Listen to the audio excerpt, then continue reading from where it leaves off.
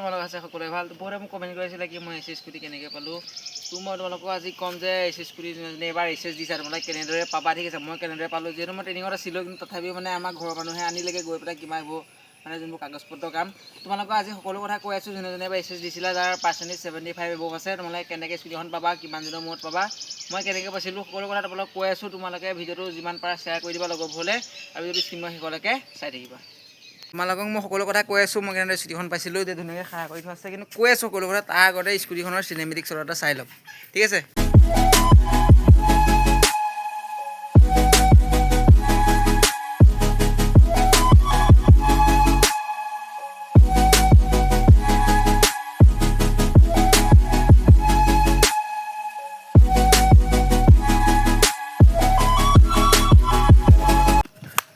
মই এক্সাম দিছিলোঁ যোনটো মোৰ এইচ এক্সাম আছিলে মই এইচ এক্সাম দিছিলোঁ 2024 আৰু 2024 এক্সামত মই NCC এক্সামো দিছিলোঁ তাৰপৰা তোমাৰ অগ্নিবীৰ এক্সামো দিছিলোঁ ঠিক আছে তো বহুতে মোক কমেণ্ট কৰি আছিলে কি আৰু তুমি এছ স্কুটি কেনেকৈ পাইছিলা তাৰ ওপৰত ভিডিঅ' বনোৱা যিহেতু তুমি ট্ৰেইনিঙত আছিলা কেনেকৈ মানে চিলেকশ্যন প্ৰচেছটো কি হ'ল কি মেল তাৰ ওপৰত ভিডিঅ' বনোৱা তো মই যিহেতু তোমাৰ এছ স্কুটি পাইছিলোঁ তোমাৰ 2024ত আৰু কেনেকৈ পাইছিলোঁ তোমালোকক এতিয়া কৈ আছোঁ কাৰণ সেইটো টাইমত মই 3টা এক্সাম দিছিলোঁ NCC এক্সাম আছিলে মোৰ আৰু NCC এক্সামত দিয়াৰ লগতে মই অগ্নিবীৰ এক্সামো দিছিলোঁ আৰু এছ এক্সামো দিছিলোঁ 3টা ৰিজাল্টে মোৰ ভাল হৈছিলে ঠিক আছে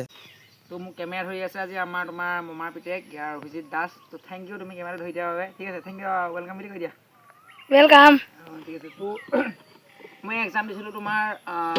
2024ত এক্সাম দিছিলোঁ ঠিক আছে কাৰণ সেইদিনাখনি সেইটো মানে 2024ত মই আকৌ মই চলে চাবলৈ আহিব ভালকৈ এতিয়া শুনি পাব আৰু সেইটো টাইমত মই তোমাৰ এক্সাম দিছিলোঁ তোমাৰ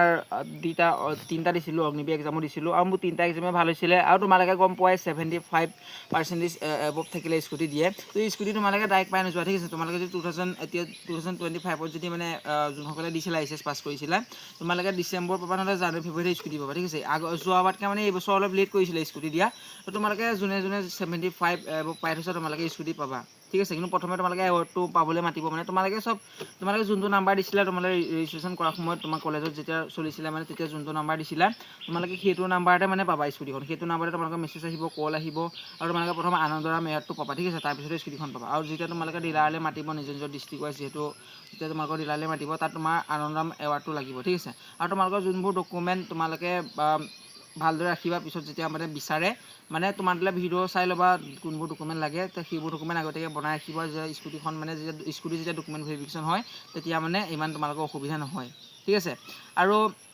যেতিয়া তোমালোকে স্কুটি আনিবলৈ যাবা যোনবোৰ ইম্পৰ্টেণ্ট ডকুমেণ্ট সেইবোৰ সদায় লৈ যাবা ঠিক আছে আৰু যোনসকলে এবাৰ এছ স্কুটি দিবা মই তোমালোকক এইটোৱে কওঁ তোমালোকৰ যদি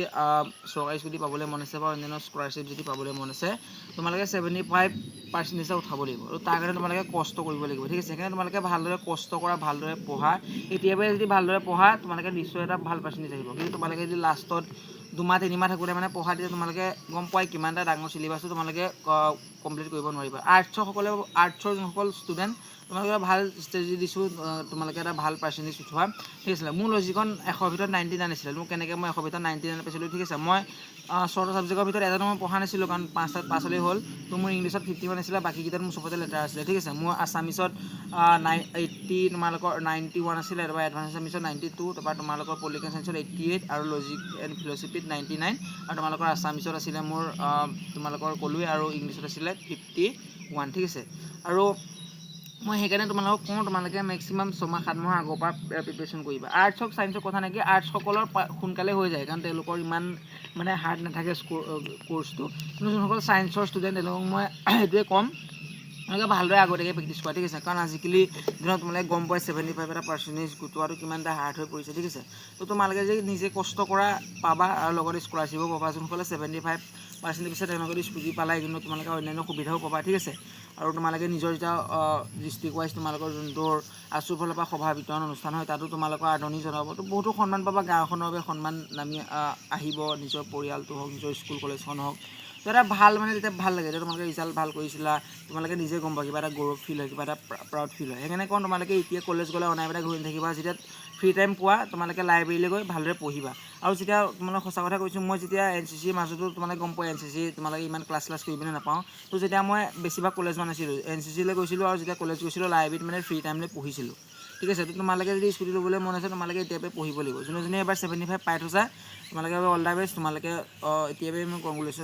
কংগ্ৰেছ তোমালোকক জনাই থৈছোঁ কাৰণ তোমালোকে পাবাই মানে তোমালোকে অহা বছৰ জানুৱাৰী ফেব্ৰুৱাৰী নহ'লে তোমালোকে স্কুটি নিশ্চয় পাই যাবা চিন্তা কৰি থাকিব নালাগে তোমালোকে ঠিক আছে খালি ভালদৰে যোনসকলে এবাৰ 2025ত দিবলৈ গৈ আছে তোমালোক 2026ত মানে তোমালোকে ভালদৰে পঢ়া ঠিক আছে তুমি যদি যিমান পাৰা লগৰ হ'লে শ্বেয়াৰ এটা কৰি দিবা কাৰণ বহুতে কমেণ্ট কৰি আছিলে তোমাক কেনেদৰে পঢ়িছিলোঁ আৰু মানে মই কেনেকৈ পঢ়িছিলোঁ তোমালোক সেইটো মানে তোমালোকক এতিয়াই জনাই দিম ঠিক আছে অকণমান সকল আৰ্টছৰ ষ্টুডেণ্ট হওক মই তোমালোকক কৈছোঁ তোমালোকে যদি ভাল এটা পাৰ্চেণ্টেজ আনিব বিচৰা আৰু তোমালোকে প্ৰিভিয়াছৰ যোনবোৰ কুৱেশ্যন এনচাৰ সেইবোৰ যদি চোৱা তোমালোকে আৰামছত পাই যাবা ঠিক আছে কাৰণ সেইবোৰ বহুত আহে আৰু মই লজিকতো মানে তেনেকৈ পাই হৈছিলোঁ ঠিক আছে তোমালোকে যদি প্ৰিভিয়াছৰ কুৱেশ্যন এনচাৰ চোৱা নিশ্চয় তোমালোকে পাই যাবা খালি যোনসকল প্ৰতি বছৰ আহি থকা কুৱেশ্যন সেইবোৰ তোমালোকে চাবা পূৰা ভালদৰে যদি চোৱা প্ৰিভিয়াছৰ কুৱেশ্যন এনচাৰবোৰ তোমালোকে নিশ্চয় পাই যাবা ঠিক আছে খালি এতিয়াৰ পৰা ভালদৰে পঢ়িবলৈ ট্ৰাই কৰিব লাগিব লাষ্টলৈ পঢ়িম বুলি থৈ নিদিবা এতিয়াৰ পৰা যদি তোমালোকে ভালদৰে পঢ়ি যোৱা তোমালোকে এটা ভাল পাৰ্চেণ্টেজ নিশ্চয় আহিব তোমালোকৰ ঠিক আছে